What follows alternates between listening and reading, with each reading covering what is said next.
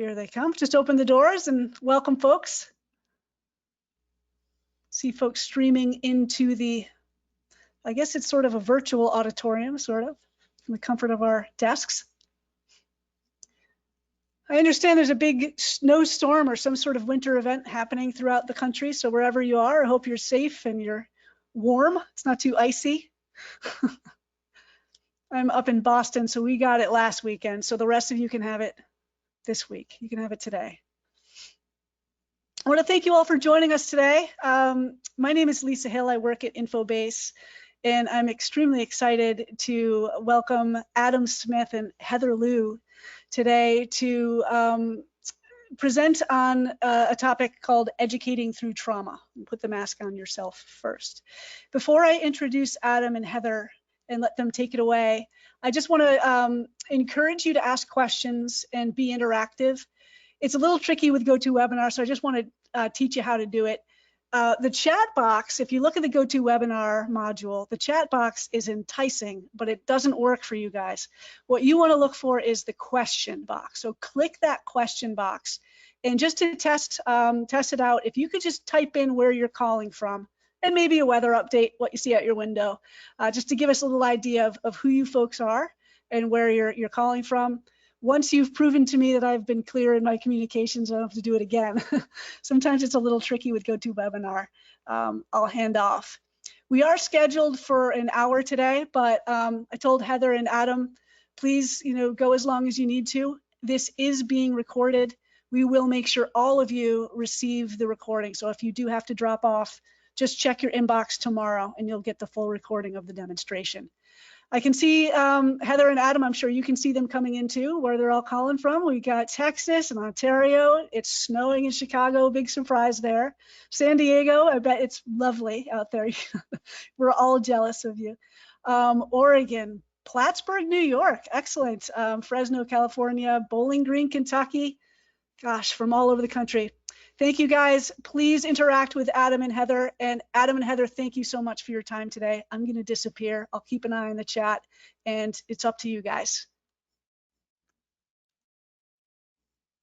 Awesome. Welcome so much, y'all. We're so happy that you're here. Hi, everyone. Good to see you. Shout out to my Bluegrass, Bowling Green, Kentucky friend. I'm here in Lexington, Kentucky, where we're having ice. Being a person originally from Minnesota, I'm trying to understand what ice means because I'm used to just winter. So it's my first Kentucky ice storm experience. So y'all pray for me. Heather, go ahead and take it away. All right, so today we're going to be talking about educating through trauma and with the metaphor of putting the mask on yourself first. And Adam and I are so excited to talk to you about this because we have a few things going on contextually, whether it's a pandemic, continued violence, racialized violence, and other collective trauma that we're continually trying to navigate. And so today, over the next hour, we're going to have space to really share the context that we're in, tools and tactics, but then also, what does this mean for us as people who are educators and helpers? So once again, I'm Heather. I use she, her, and hers pronouns, and I'll talk a little bit more about who I am in a little bit. But before we really even do that, we're going to orient ourselves to the time, space, and place that we're in. So I'm going to invite you to just get comfortable wherever you're located right now. So whether you're seated, you're standing, maybe you're cozy on your couch with a furry friend. My little cattle dog is over on the couch snoozing on the chaise. But I'm going to invite you to take a deep breath through your nose and let it fill your lungs and feel it, fill your belly as well. And just kind of ground yourself, hold it, and just push it out through your mouth and just continue to breathe throughout today. Many of us currently reside on the stolen lands of Indigenous peoples. I, Heather, I'm located on Dakota and Ojibwe land. in St. Paul, Minnesota, and Adam is currently on the land of the Shawnee and Osage peoples over in Kentucky. Since we're remote, I invite you to type the land and space that you occupy in the chat or question box. We honor the physical, psychological, emotional, and spiritual spaces that we occupy. These lands, often unceded, have been taken by force and colonized, and they have legacies of violence, murder, and pain. This land and its eco-memory long precede us and will long outlive us in wisdom and energy. I want to invite us to recognize how this space, time, and place hold many truths and power and deserves to be reunited and restored with the Indigenous peoples of the lands that we occupy. And land back is a much needed and necessary action in our praxis as healers and community. Land back is not just a phrase, but we must act upon this through legislation, solidarity, and practice, and by redistributing power, wealth, and in action through meaningful coalition. And that looks different for all of us, whether that's direct action, sometimes redistributing our own wealth by donating and or service. We also honor our ancestors and the narratives of the peoples and their knowledge who have empowered us to be here in community today. We're in the midst of a global pandemic and continued racialized violence, legacies of colonialism, genocide, and boarding schools, COVID-19, murders of Black folks at the white supremacist hands of policing. I'm gonna name that I'm in the Twin Cities and we had a murder over the past 24 hours. And so I'm gonna just name that ancestor Amir Locke is, and their family is impacted here. So that's really fresh in my body and soul and the mourning in my community right now. Violence and assaults on trans women of color, Stop Line 3, and ecological violence, and hate against Asian women, femmes, elders, and youth, and continued xenophobia against communities of color. Our histories are complicated, tangled, and filled with resilience of our ancestors from before and yet to come. Who are the ancestors you call upon to guide you in this moment? Adam and I invite you to write their names in the question box. We want to imagine spaces and places where we are liberated, transformed, and in solidarity, together in struggle, magic, hope, love, imagination, and in futures. I recognize the immense power and privilege we all hold in sharing our time together here today. I wish you and our community health, safety, slivers of joy, and care in the midst of a time of grief, death, pain, and trauma.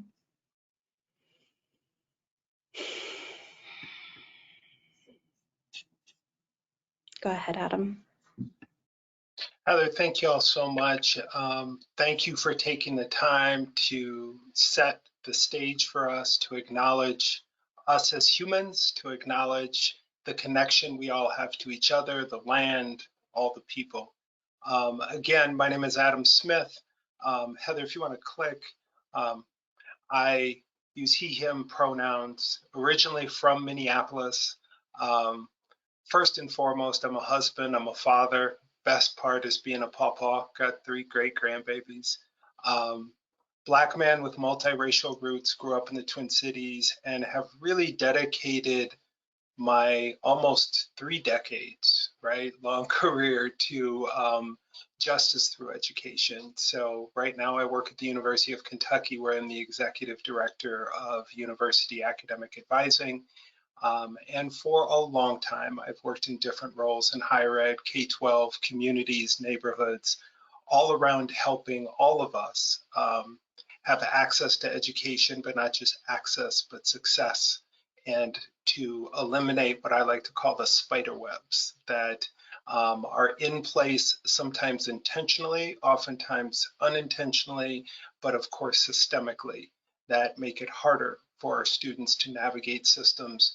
And when our students and all of us run into those spider webs, the other day I ran into one in my garage and it just enveloped me and I just lost it. And where is this way? And I don't have hair, right? So it's just thinking about all of those things and helping to work with, more than anything today, our practitioners, our colleagues, our community at the University of Kentucky and around the country, so that the folks that fly the airplanes that our students are passengers on are taken care of, not just in the space of work, but taken care of in the space of their lives. So it's an honor to be here. We're gonna have a great conversation. Heather?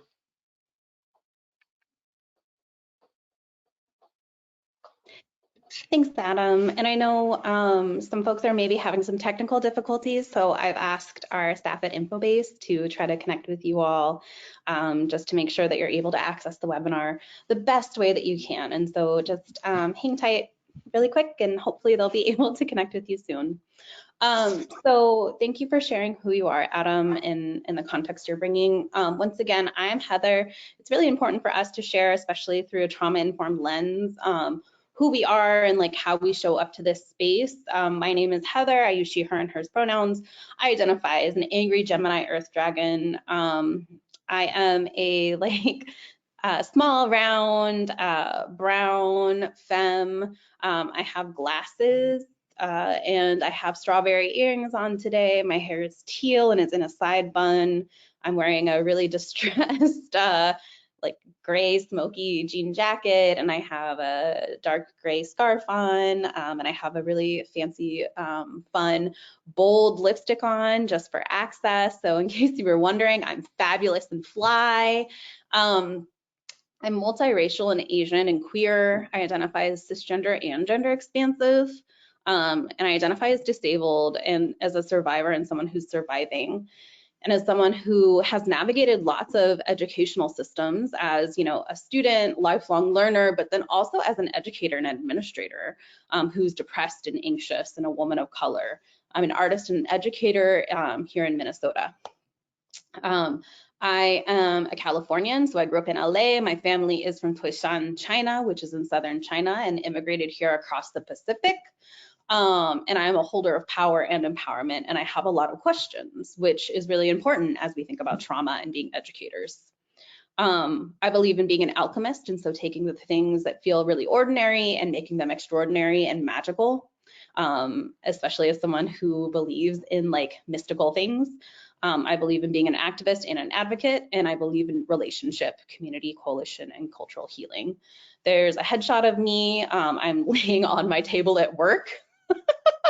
And I call it my Disney Miley Cyrus picture headshot, where my hands are up against my face, and I have a leopard sweater on, and there's a piece of art next to me with a dragon behind, superimposed on a gradiated background that says, "An immigrant is not a forever foreigner if they are home within themselves." And especially right now in the time of COVID and anti-Asian sentiment and continued xenophobia and xenophobia, for me, as I think about my lineage, as well as the experiences that many students and community members have, I think a lot about the ways that being a forever foreigner in a very violent space tells us that we're never going to belong, and how do we find home within ourselves and each other.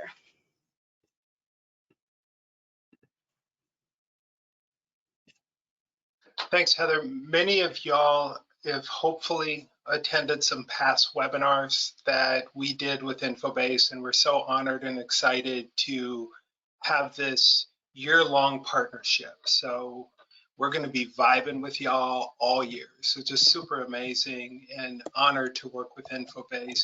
But I wanted to take some time and kind of set the stage. So we did a webinar back in spring, summer of 2020. It was called Plan for the Worst, Hope for the Best. And it was college students reflecting on really what they were dealing with in the midst of shutdown and pandemic, and a lot of the so-called adults around them telling them everything's going to be fine, we're going to get back to normal, everything's going to be fine. And so it was a really cool opportunity to have college students do that. This is a picture of my student, Luke Ratliff, University of Alabama graduate. Luke was my student before he was even a freshman. And Luke was in that panel and talked about, when we asked the question, how are you coping? How are you managing? And y'all know as educators, some of the best things that can happen is when your students say stuff that you're like, oh my God, So Luke's response when I asked him the question was, in his Southern drawl, I've had to learn to get comfortable with myself, being with me. And I was like, Luke, that is so deep, right? I mean, just think about, I've had to learn to get comfortable with me. And then I said, the next question was, how, how are you managing those hard times? And he said, I have to give myself grace and promise and remind myself that we are the only people in history, he said, the only college students to ever go through this. So there is no plan, there is no map. It's like putting together an IKEA piece of furniture without the instructions, right? It is impossible to do even with the instructions. And Luke was talking about how he had to give himself grace and understand the historic nature of what we were going through in multiple levels. And I just thought that was so poignant. I still talk about Luke saying that. Luke was an Alabama superfan for basketball, found his community and place in the student section of Crimson Tide basketball, ended up being the president of Crimson Chaos, the student section, and followed Alabama all over on the road to every road game. And he ended up passing away from COVID right after the Sweet 16. So I want to make sure to honor Luke, his family, and the lessons that he taught me and taught us about how to serve, how to love, how to live in a time that is unprecedented.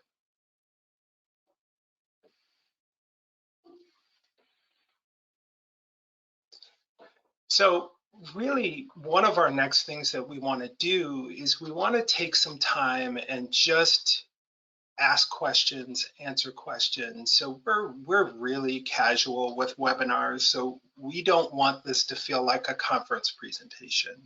So if you can't tell, Heather and I know each other very, very well. It's going to be real chill. But we want y'all to use the chat. We want y'all to put questions in. Lisa will jump on if I'm not paying attention and I miss it. But we're really going to try to create a dialogue about this thing called trauma.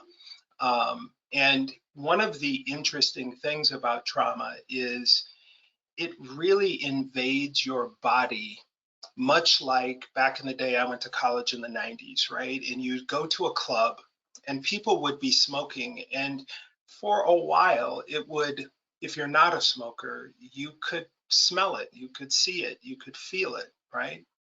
But after a while, you aren't anymore. And it isn't primary in your mind until you get home. And then it's in your clothes and it's in your hair. And you take your clothes off and put them in the hamper before you get in the bed. But then you get in your bed and your partner looks over and says, you stink, get in the shower. It's everywhere and we don't even notice it. And so being really mindful, and that's the reason why we talked about, we all know when the flight attendant comes on, when you're getting on a flight and says, if you haven't had your earbuds in by then, and they say, the masks are going to drop from the ceiling when pressure, if we lose cabin pressure, put it on yourself first and then take care of others. And for us as educators, as leaders, as family members, as parents, as community members, as coaches, all the things, we tend to be so concerned about our students and others. But the reason the flight attendant tells us that is that if we aren't taking care of us, we can't take care of anyone. So what I wanted to first do is define trauma. So despite all of the traumatic times, and we've listed all of these unprecedented historic things that are happening in our world, how do we define trauma, Heather? What's your definition? Yeah, I think I want to start first and foremost to say that Adam and I are educators, right? We have been educators. Adam has been an educator almost as long as I've been a student, right? I've been an educator for over a decade, and have also been an artist and focused on cultural and healing justice for many years as well. And so when I think about trauma, it's important to differentiate that, stress is one thing, right? Not all stress is bad. Stress is actually really great for our nervous systems. It allows us to build different forms of resilience. It allows us to actually even be within our immune systems, be able to build, you know, certain levels of resistance and resilience and competency, right? But trauma includes different events or assaults that occur either too fast, too much, too soon, that could be one time or acute, right? Or that are repeating. And it doesn't allow us as like organisms, right, for our bodies to rebound, meaning that, you know, it's not like we have the time and the space and the energy and wherewithal to actually recover in the ways that we need to have homeostasis again, right? It impacts us not just on a physical level, but on a neurological level, to the point where we talk about even how it impacts our DNA, right? We're not in control. There are negative consequences, right? It gets to the point where we're jumpy, right? We're not able to engage in our best, executive functioning. And we see this sometimes with students who don't get enough sleep. They're drinking 20 Monsters, right, to get through finals, or the fire alarm goes off, you know, again and again and again in the residence halls, or they experience an acute, you know, traumatic assault or, you know, violent event. At this point, right, in 2022, we know for a fact that not just students, but also us as professionals, as educators, we are at this point where we're educating through trauma, right?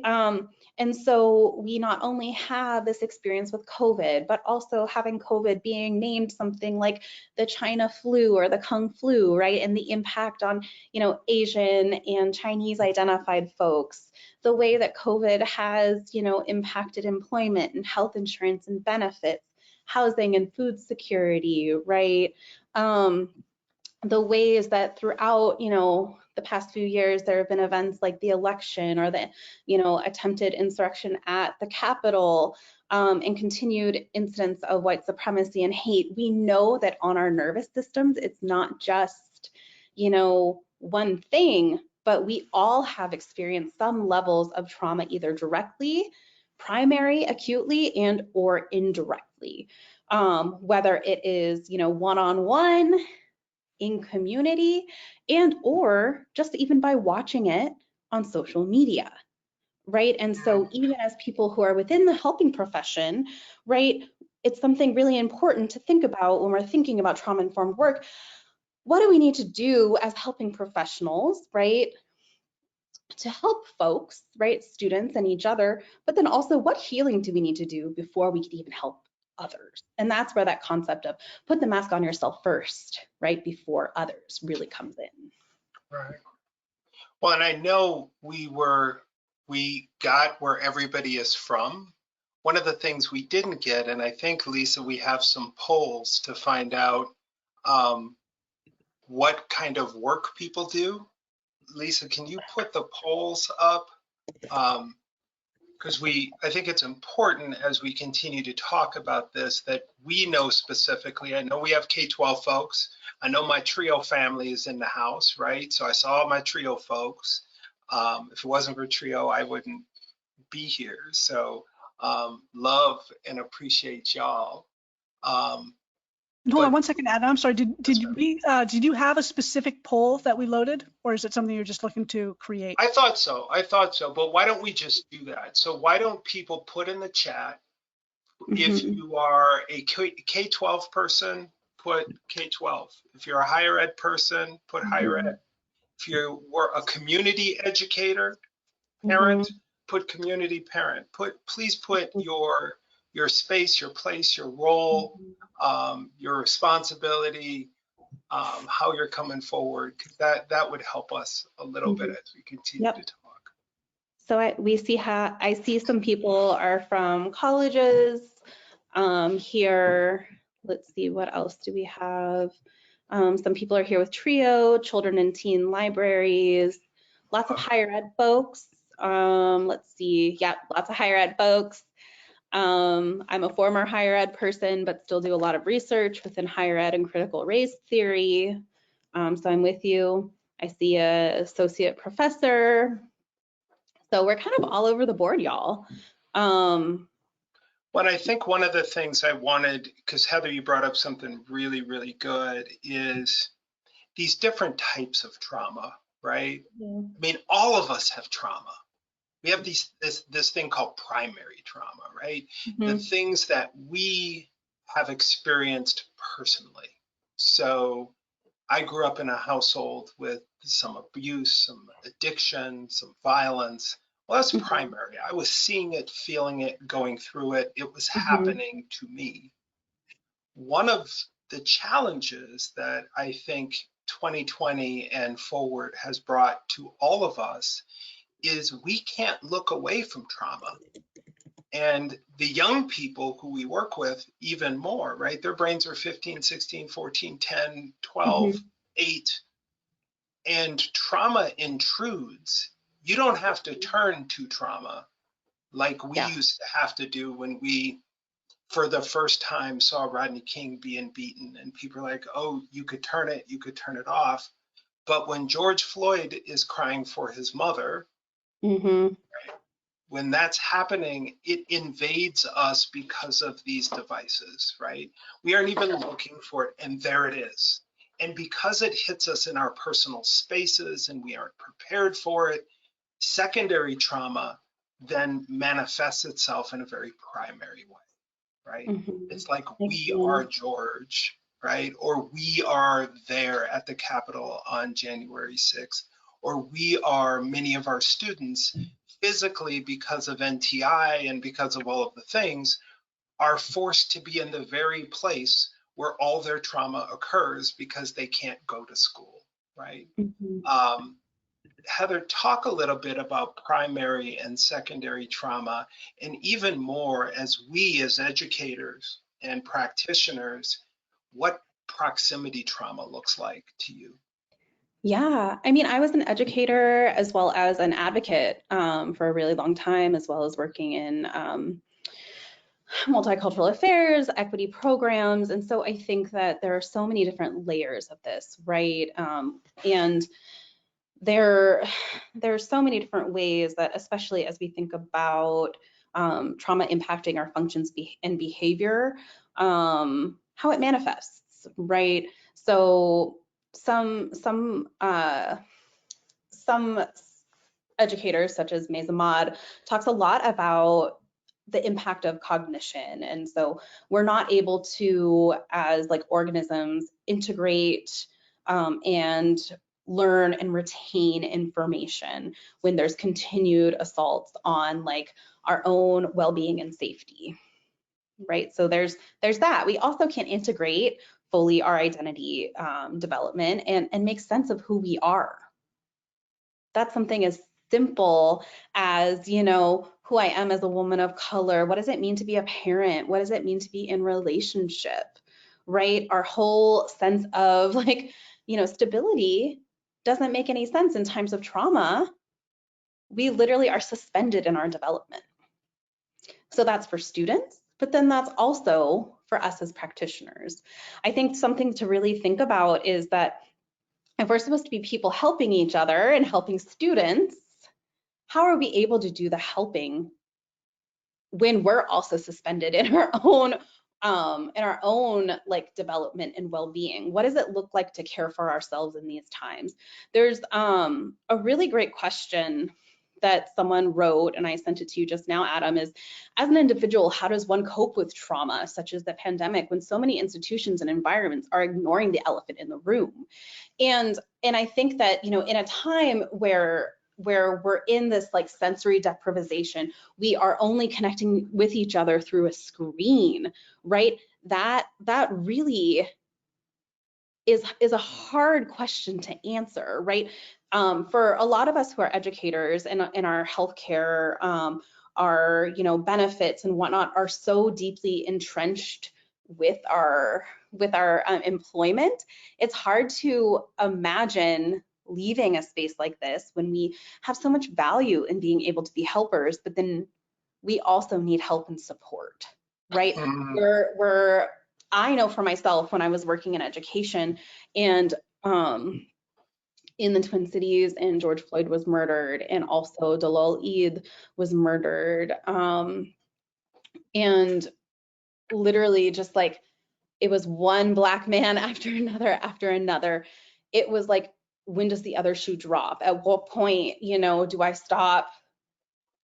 At one point do I either become numb and or, become this like almost never ending receptacle of taking on additional trauma, but then also finding the balance of not becoming a savior or a martyr because I wasn't able to show up for my own community and my family. Right? I think that coping looks different for every single person depending on our multiple marginalized and minoritized identities, right?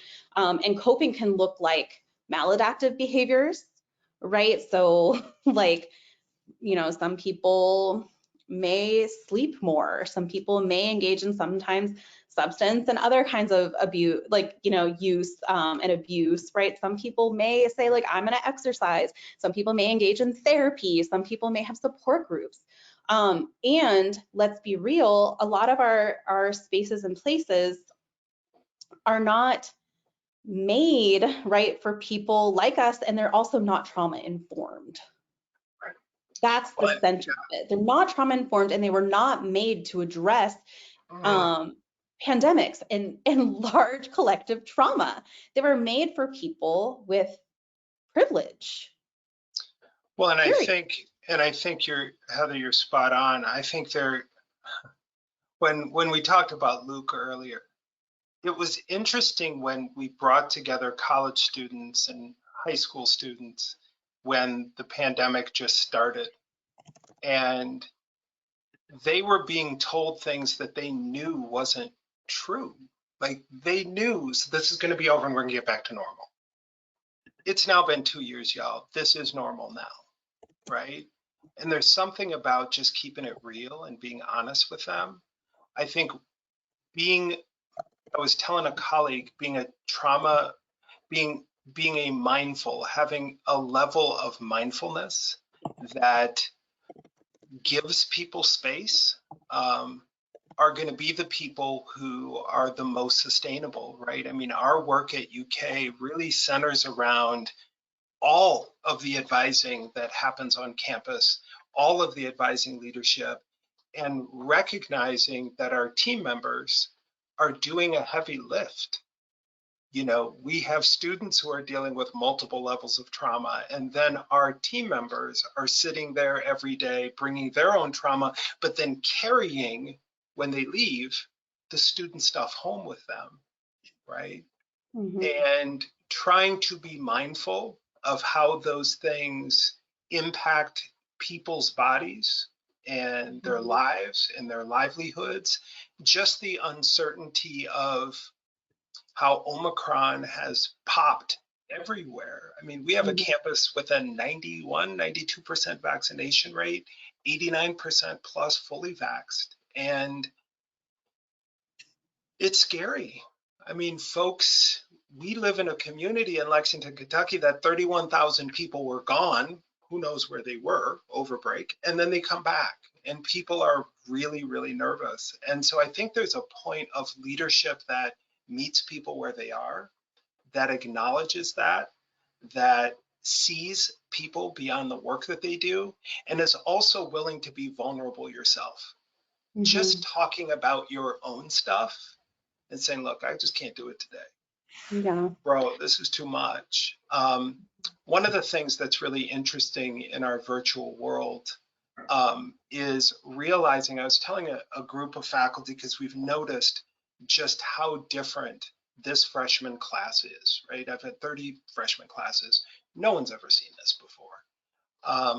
And in many ways, it isn't just academically, socially, they're just different, right? Not good, bad, just this is what students are going to be now. And at what point I said to someone, you understand that they've spent 1/6 of their education in this virtual world? Like 1/6. That's a big old amount. Now, when you're 50, right, 2 years isn't a long time. But when you're 16, it's a huge amount of time, real arrested development, and realizing that as Luke said, none of us have done this before.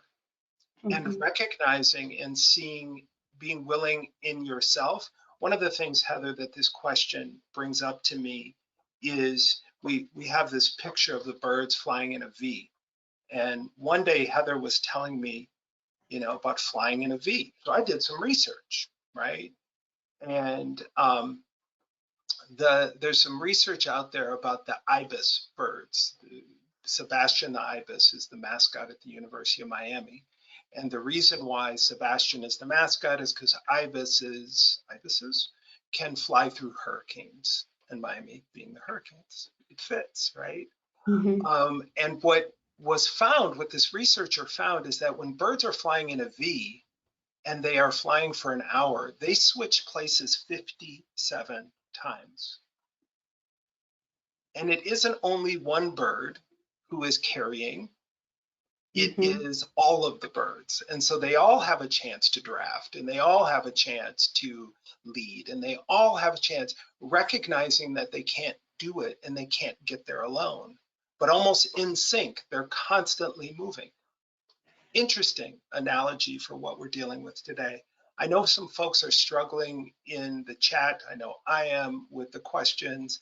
Somebody has their hand raised. If somebody has a question, just take yourself off mute if you can. Lisa, is that possible? Yeah, I wanted to just also make a comment. The way to interact with Adam and Heather is via the questions box. Unfortunately, in GoToWebinar, the chat is one way. So we can chat to you, but you can't respond. I can just look in Adam and Heather to see if we can tweak that for the next one so we can have actual interactions. But I am getting back to each of you individually as you write in questions about the chat. And Adam and Heather, I just wanted to make sure, since so many comments have come in, if you saw the very top from Tamara, you saw that one? The very first question? Let me see. Would you be willing to message it or say it out loud? No, I'll read it aloud. I just wanted to make, because folks, there are so many comments that we're pouring through. We just want to make sure that we're not missing any. This is from Tamara Johnston. I can't see your last name. I'm sorry, Tamara. Tuning in from Bridgewater College, where there was just a campus shooting. And her question for you too is, how do I stand in front of my students on Monday when they all return to campus? How do I continue with our curriculum after a shooting with unanswered questions, traumatic images, and lost life on campus? Yeah, I think that's something that we just had, unfortunately, a shooting here, a school shooting here in the Twin Cities. And I was just on the phone with a colleague where there have been multiple concerns about gun violence at the high school across the street from where I live, literally across the street. And I think that is becoming like a very, unfortunately, like normalized part of our conversation as educators, which is so hard, right? That's that other level of like trauma and violence as educators. And I think, first of all, A, I'm sorry. B, how do you check in with yourself, right? Like, what do you need before you show up in front of your, like, the class that you're in, right? What do you need to do, whether it's checking in with you and your loved ones, the people you work closest with, like, what does your safety plan look like? What does your like net of support look like professionally if you have that, right? The other piece is, after this, we also have, and Lisa can share a little bit more about this. We have a blog that includes a care packet that includes some processing worksheets about, what can you use, as well as students after traumatic events. That might also include identifying who are some of the resources on your campus, that you can ask to either come in and or help you figure out what is that plan. I think that not all of us, and part of that rotation, right, is not all of us are meant to be the people, right, to hold all of it. But I think that as someone who's been an educator and who's taught, sometimes just naming it and saying that this has been really hard and really traumatic. I know I'm feeling this, and I'm not a therapist. I'm not the person who can fix everything, but maybe like it's part of holding space and saying, there's nothing that can take away the fact that this is really hard, and here are the resources that we can provide for you. Yeah, and I think none of this, as Heather's pointing out, the care packet is amazing. So Heather's an amazing artist, trauma-informed healing in her art. So she has some great things in there, some great tips. But we really got to take care of ourselves, y'all. And some of it really starts there, being seen and seeing others. One of the things that I was going to mention is in our virtual world, we're constantly in these Zoom meetings. And there was a time I was in this large meeting, and it was the day that the Floyd jury was set to come back, not the Floyd jury, but the Derek Chauvin jury. And what you'll see happen, and all of the people of color on here can kind of give me an amen to this, is when we don't feel seen, we will not have our cameras on. Like, if you aren't recognizing that Derek Chauvin trial is happening right now, and the jury's supposed to come back by 5 o'clock Central, and right now it's, I don't know, it's probably 3 o'clock. And there wasn't one person of color in the meeting. Had about 35 people that had their camera, not one.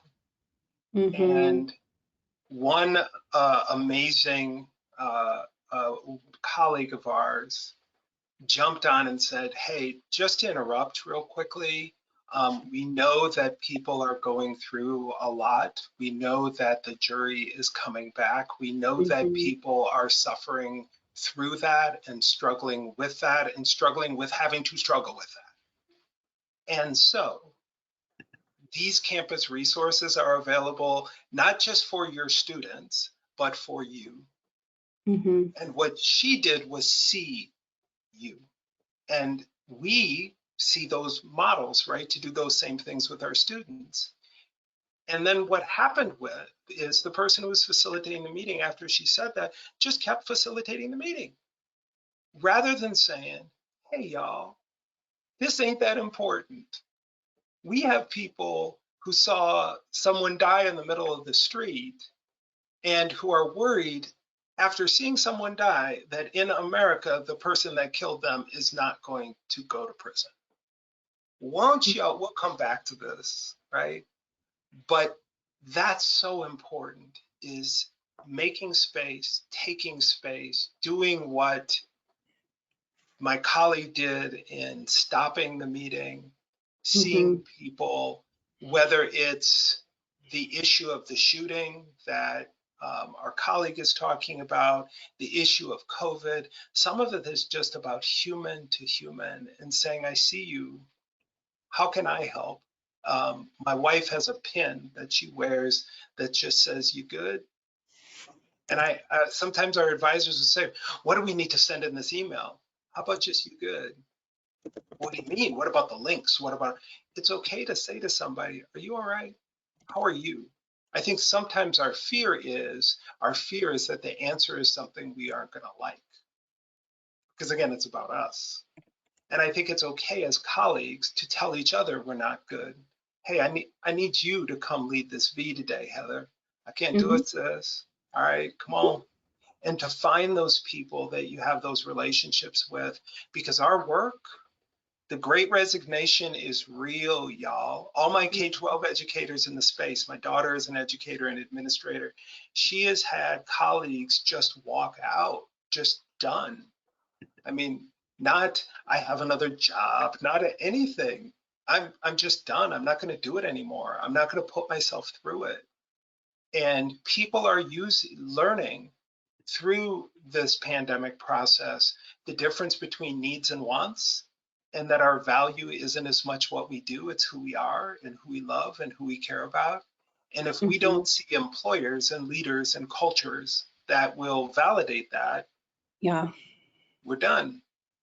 And so I think those are some of the changes. Heather, any other questions in the chat? I really can't see the Yeah, questions. I wanna address a couple of things. So there's a few different pieces, right? Of, some people are talking about still having, after traumatic events, still having to be in front of folks and in front of students, as well as thinking about supporting students of, a variety of ages. And so I want to address a couple of different things. I think that at the end of the day, yes, like, unfortunately, due to grind culture, due to like white supremacy culture, and also just the way that capitalism works, we still have to be in front of students, right? And I think for myself as, a queer woman of color, and with my identities, right, there's never a day that the personal isn't political and that I'm not showing up in front of, students, or that I'm not leading, and that the symbolism of my body politic, right, and showing up in front of people doesn't mean something, even in the moments that are really challenging, right? I think about the way that, for me, like Audre Lorde talks about, like, how like anger and rage is deeply political, and like I think a lot about the way that mourning is also part of challenging white supremacy and violence, right? And so how can I still find ways to make space for those real moments of, knowing that we cannot integrate or learn our best in times of trauma. So how do we center healing and healing justice, right? Instead of just moving onward, onward, onward. And sometimes I need to role model that. I was in a meeting this morning, and this morning, not feeling it, y'all. It hurts. Today, it feels crunchy and hard. I live right down the street from the Bureau of Criminal Affairs. Literally, like, it's less than a mile away from my house. And like, it's palpable. You could feel it. And so I'm in a meeting, and I just said, we just got to stop, kind of like what Adam said. And we just like made space where appropriate. Right. And I'm not talking about trauma dumping, but as educators and as professionals, we said, okay, so like, what is this? What does this feel like? How do we show up with and for each other? Yes, there's different power differentials, but what does this mean? What does this mean for our work? What does this mean for learning? How do we reframe how we could best like learn moving forward? Right. And so maybe that might be something to think about as educators. I think that for folks who are working with youth, and yes, we have to think about, in loco parentis, there's different things that you can do. And a really great resource is the Substance Abuse Mental Health Association's approach to trauma-informed care. There's 6 key principles as well as implementation domains. And these are really great ways to think about implementing trauma-informed care as educators. And I know that we're focusing, and I love that as helpers, we're thinking about supporting students, but I think we also need to turn that inward toward ourselves. So that means creating structures and processes for recruiting and retaining professionals so that we can educate through trauma, right? So we could support and retain ourselves so that we don't continue to have people leaving in mass exodus, because we know that we need good people to continue to help educate in liberatory ways, right? Who can role model with and for students how to educate with care, with feeling, right? To show and demonstrate that trauma isn't bad and that we can destigmatize it, because you know what? When we're working with youth who are acting out because they haven't been able to be within 6 feet of each other safely, right? And they're not getting the right input or output that's, that's appropriate, age appropriate, right? We need to be able to role model what that looks like for youth. And that's how we start to destigmatize that, right? Through our policies, through our principles, and through the ways that we set up our physical environments that center safety and trauma-informed care. And that sometimes looks like, how are our rooms set up? What are our lesson plans? Are there, people who look like us in the lesson plans? Is there room for flexibility? Is there universal design and disability justice included, right? Are we taking COVID protocols into account, going back to the first kind of questions and conversations? So yes, I think that these are all different pieces of the puzzle. There's no one size fits all, depending on who you are and who the students are that you're working with and the environment that you're in, because of layered levels of trauma. And once again, a lot of these resources are actually in the care packet. There's some great reading in there. Of course, books are great, but also as a practitioner, there's some great praxis that you all can engage in as well. And there's some great pages to color, some coloring pages. That's also praxis. Right, yeah, for sure. So one of the things that someone talked about in the chat as we're trying to and we'll deal with the tech for the next one, y'all. We'll get it right. But one of the things that I'm seeing is just the elevation of mental health issues, right? Everyone is dealing with so many traumas, and as all my higher ed colleagues will tell you, we ain't never seen nothing like this, right? The students came in like me running a 5K, right? They took off. They were so happy to be back. They were so happy to be at college. They took off. But then about week 8, they just fell off. And it wasn't specific, what I would call normal freshmen. I don't have the staying power. I need to work on self-management. Oh, I'm going out too much. We've seen record numbers of students. So I can talk about UK, right? So we had almost 2 times the number of students at midterm that had GPAs below a 2.0. Freshmen. But the strange thing is, okay, so all my K-12 colleagues, you'll be like, what? So the strange thing we're seeing is those students below a 2.0, almost 55% of them at midterm were already registered for spring classes. Mm-hmm. Student below a 1.0, 35%. Student below a 0.6, 20 some odd percent. That's usually 0. Like, so what is this data telling us? That students want to be at college, but don't know how to be in college. They just don't. And so what we're grappling with, right, as the flagship of the state of Kentucky, we're a land grant school, we are the People's University, is when does a student stop being a student and start being the people, right? My colleague in Bowling Green, right, they're sitting there right there at WKU, and our universities can better resource the people than the municipalities that we reside in, right? A student right now can see a mental health therapist, a counselor, just talk therapy, walk in. Now, in all of our communities, you can't even get a dentist appointment for 6 months, let alone talk to a therapist.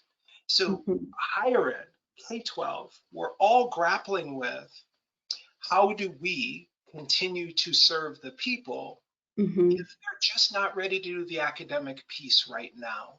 Yep. That's what we've been dealing with, knowing that this isn't just the fall 21 cohort because of the yo-yo effect, right? Now our team is sending me texts talking about, I'm out today because of NTI.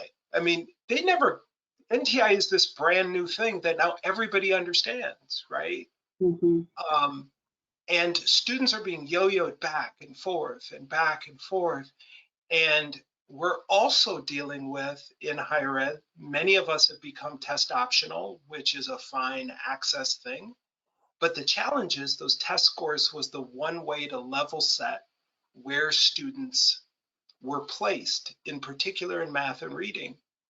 And so now, because curricula in K-12 was not built to be virtual, those grades that we are using to determine if you're in calculus or pre-calculus or Calc 2 or whatever it might be, those grades don't mean what they always meant, which we know, our TRIO community knows, our Black and Brown community in higher ed knows, we've been knowing grade inflation forever.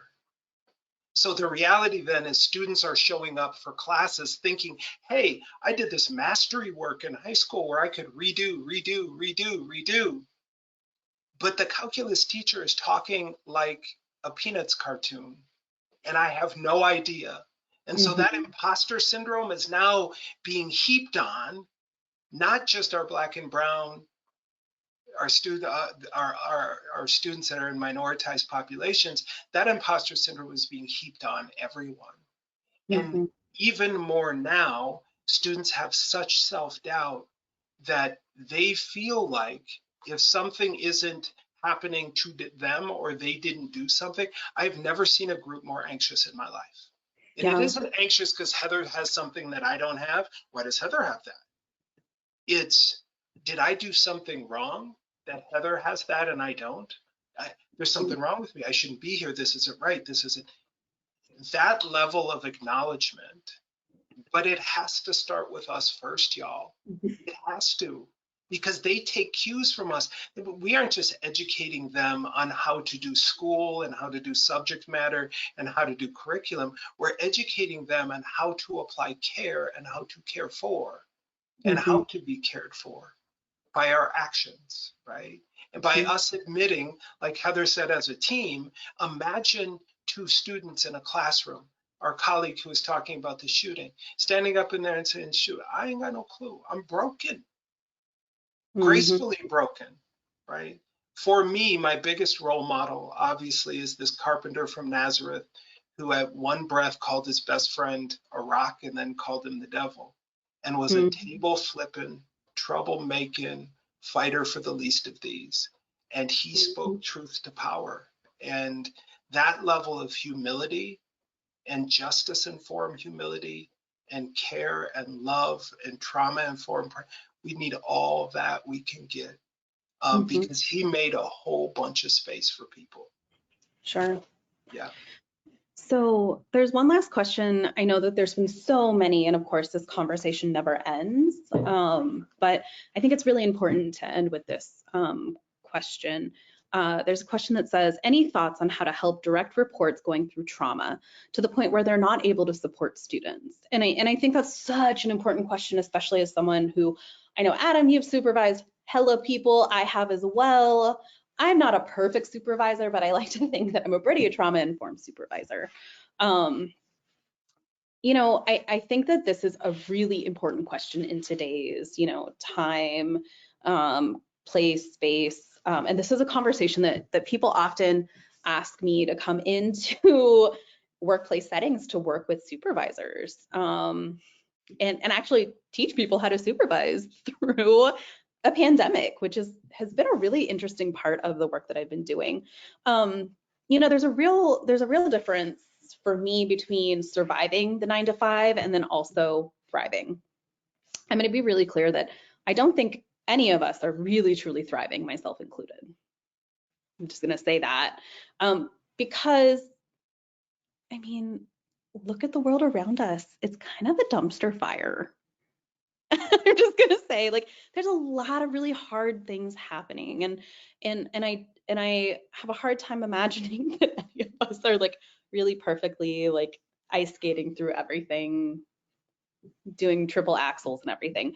You know, I think that what I often do with people who are supervising, I help them first have supervisees look at their position descriptions and say, okay, what is your job? What are the priorities within the job? What are my expectations? And then what are the expectations you have of yourself? And that needs to look differently than pre-pandemic, right? The things that we once thought we could do, we might not be able to do now.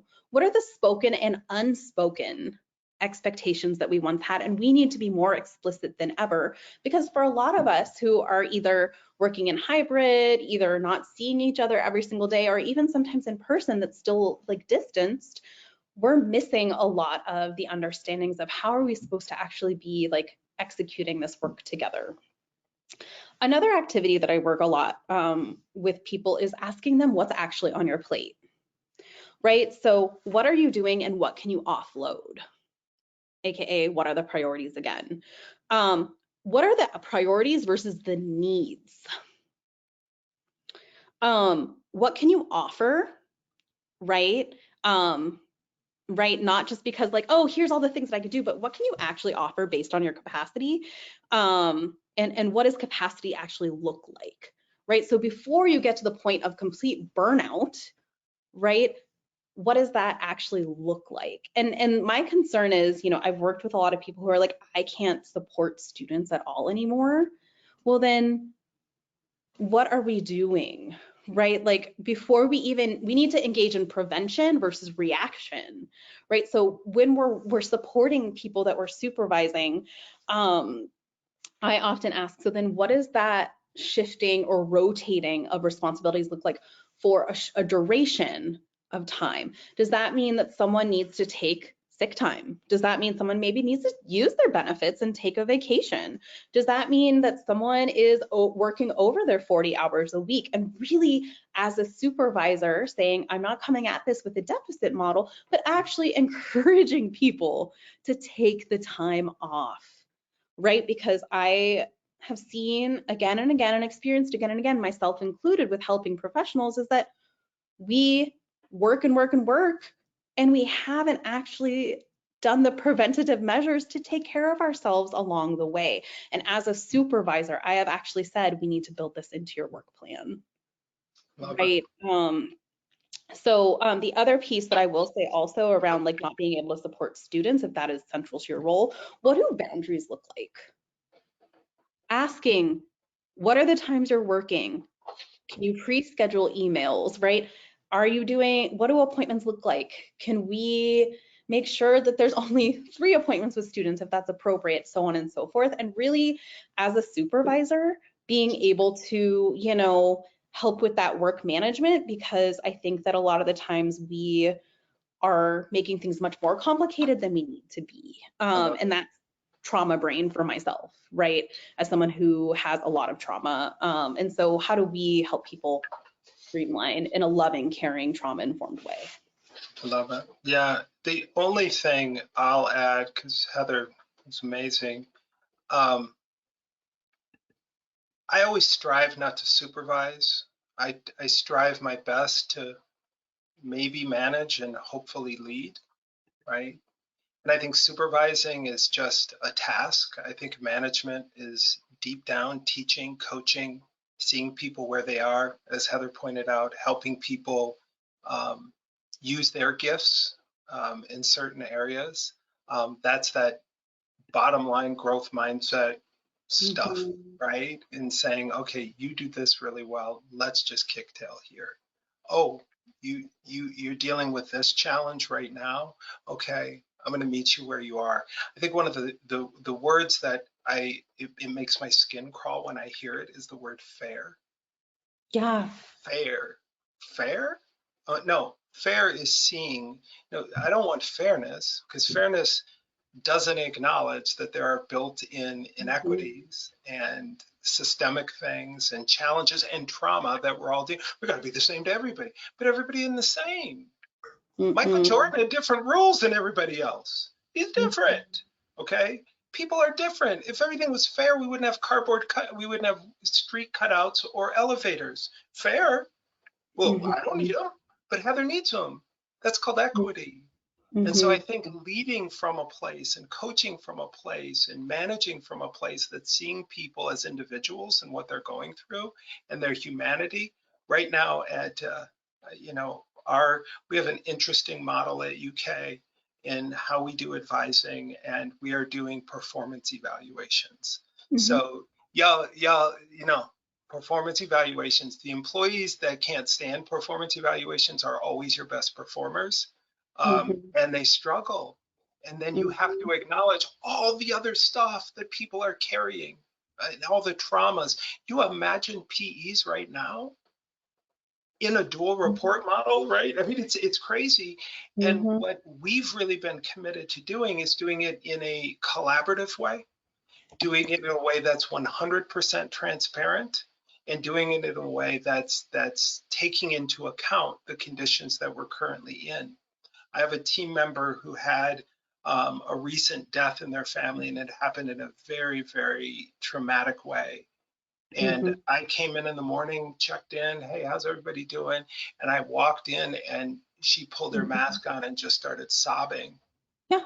Well, I need to see you. And whether it means campus resources and EAP and all of these things, community of concern, no, I need to see you and sit with you. Everything else can wait. At that point, you're a human who feels those things. And I think it's really important to do that and to move beyond strictly supervision and move towards coaching and true leadership. So those are the two big things. I know that we are at time, a little bit over. Lisa, could you take a look at the chat? And if there's any pressing questions, Heather and I will hang around for a while that we didn't address. But if folks want to jump off, I know you have the recording, y'all have busy lives, but we want to make sure to get to everyone's questions. We have ice, so until the power goes out, I'll be here. There are a few questions, so what I'll do is I'll tell people that do need to log off what to expect. Tomorrow, we're going to send you the recording. We're also going to send you Heather's blog and her packet. I'm going to put my email in the chat. If for whatever reason you do not receive it, send me a note. I'm Lisa, and I'll make sure you get it. We send it out with an email service, and sometimes spam filters block it. So just send me a note and I'll send it to you from my Gmail account and make sure you get it. And just a few other questions here, guys. Oh, and also before you leave, Heather and Adam are going to be with us frequently this year. The next Heather Adam webinar will be on March 3rd. So stay tuned for that. We hope to see you all there. Just a few other questions, folks. One of them was, where was it? I put it right here. Any suggestions? Oh, Lisa, real quick for folks, our contact info is there if y'all want to continue conversation. If you have to jump off, if you have questions you want to ask offline, don't hesitate to hit us up in any way. Lisa, I'm sorry to interrupt. Go ahead. Sure, just a couple here. Looking for suggestions for books on trauma by Black and Indigenous folks. Oh, H. Lowe, that's you right there. Yeah, I mean, I'm a nerd. Most of my stuff is at my work office. I mean, I love most of Bell Hook's books around, like All About Love, a really great book on being included by Sarah Ahmed. I like that. I think that's a really great way to think about like structural ways of like thinking about inclusion. The Care We Dream Of around like disability justice, care work by Leah Lakshmi. That's a great book. In the care packet, there's also some great articles around trauma-informed work as well as workplace settings. I know there was a question around BIPOC and or melanated identified folks, women and femmes. There's a specific, I believe, article that I put in there about racial equity and racial justice and the intersections of trauma-informed work. And so that's also a great resource. Honestly, I think books are really great. Books are really important, especially for those of us who are nerdy.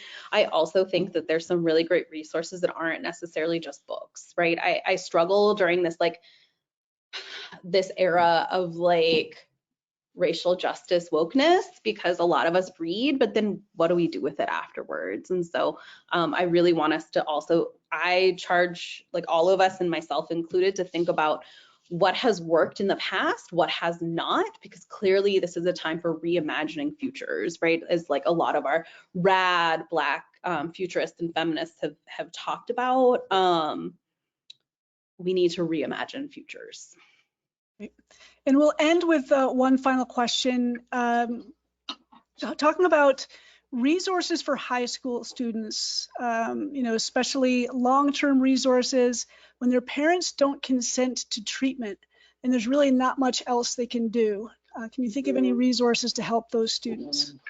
Yeah, I talked a little bit about So this is not clinical here. Like this is not a That's right. clinical way of navigating trauma, right? Of course, you have social workers, caseworkers, et cetera, social services, which we know are also deeply embedded in capitalism and white supremacy and coloniality. Like, I'm just going to name that. However, the packet that we're providing, as well as some of these practices, as well as the trauma-informed approaches to education for educators, those are really great tools and tactics to utilize. Another really great resource is Sins Invalid and their disability justice framework. That's a really trauma-informed way of practicing work. I highly recommend that around like virtual teaching, learning, caring, care work, and supporting students, because you don't have to actually be doing clinical work in order to be engaging in trauma-informed work. Exactly right. The other thing to really consider is that the American Psychological Association has information about social emotional learning and age appropriate ways of engaging in racial cognitive appropriate and racial justice framework. And that's something that I highly recommend that anybody who engages with youth, and by youth, I mean anybody up to the age of 25, reads and becomes familiar with, because anybody who is like from ages 6 months old up to 25 actually responds and better understands like trauma-informed practices and our reactions around like identity, difference, social identity, et cetera, based on the people around them and the ways they react. And that's a really great tool for educators. And so check that out. Well, and let me just quickly, Heather, add one thing. As the old head on the panel, there was a point in our industry where we didn't hire social workers and caseworkers and people with human services degrees because they wanted to help everybody, right? That's what I heard when I came into the profession as someone whose roots are in AmeriCorps community organizing, right? Yeah. Now we've learned that everyone has to provide counsel, right? So we are not counselors with a big C. We provide counsel, good, trauma-informed, justice-informed, mindful counsel to our students. And so I would say you are the first source for that counsel and that good counsel and ensuring you do it well. One of the things that rings in my ear lately, I've been talking about this season, somebody who studied theology, as our Mount Ararat moment. Mount Ararat's the mountain that the ark sat upon once the waters receded. And when Noah sent out the bird to see, is the land there, right? And I was thinking about James Baldwin's quote, and we'll just leave you with this. James Baldwin said, God gave Noah the rainbow sign, no more water, the fire next time. And for all of us, it's so telling on how if we don't begin to see each other, love each other, heal ourselves and each other, there won't be water. This is our shot to do it differently. And it was so telling when Baldwin wrote it, 70 years ago now, and it is so applicable today. So I thank y'all. Thank you so much. Heather, I thank you for sharing this space and sharing community with all of us. We look forward to seeing y'all on March 3rd. Please tell a friend. We'll have different topics, different conversations, different folks available. Please check out the recording as well as check out the great packet and blog that Heather provided. And if you have any additional feedback, do not hesitate to reach out to Lisa at Infobase and our great colleagues there, or as well as to Heather or to me personally. We wish you all the best. Stay safe, stay healthy, take good care. All right, thanks, y'all. Thank you, Adam. Thank you, Heather. Everyone have a great day.